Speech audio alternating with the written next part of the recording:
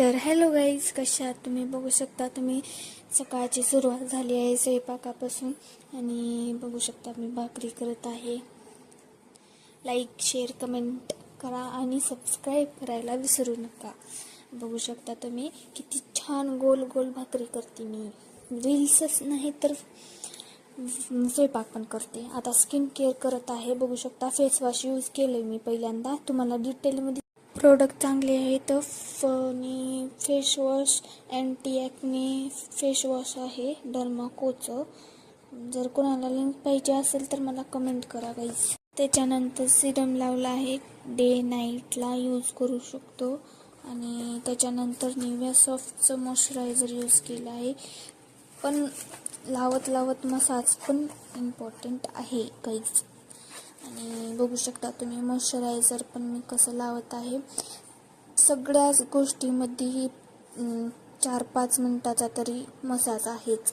Sunscreen use करणं खूप गरजेचं आहे, कारण उन्हात खूप टॅन वगैरे धूळ ते नसते बाहेरच, त्यामुळं सनस्क्रीन तर यूज कराच.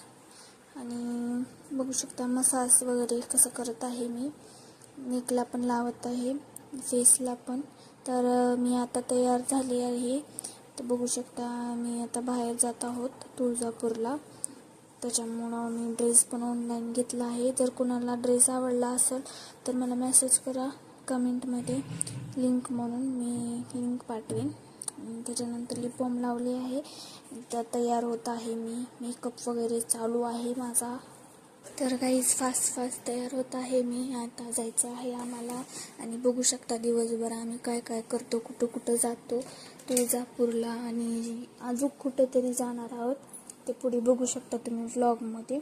आणि लायनर लावला आहे, लाईट खूप लाईट आय शॅडो केला आहे. आणि लिपस्टिक वगैरे लावली आहे.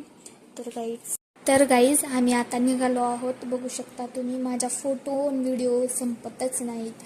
स्नॅप वगैरे टाकत असते मी.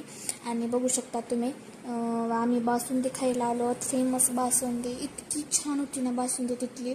माझा भाऊ बघा पोज कसा लगेच देतो, त्याच्याकडे कॅमेरा वळला की पोज देणार. आणि आम्ही आता आलो आहोत तुळजापूरला. बघू शकता तुम्ही खूपच गर्दी होती. आणि गेल्या वेळेस पण आले होते मी 4-5 महिन्याखाली फॅमिलीसोबतच. त्याच्यानंतर डबल आले मी. आणि बघू शकता तुम्ही किती गर्दी होती. आणि दर्शन तर काय देवीचं झालंच नाही. खूप गर्दी होती. आम्हाला घरी जायलाच रात्र होईल असं वाटत होतं, त्याच्यामुळं नाहीच दर्शन झालं. आणि खूपच मन प्रसन्न झालं होतं तिथं जाऊन. इतकं छान वाटलं.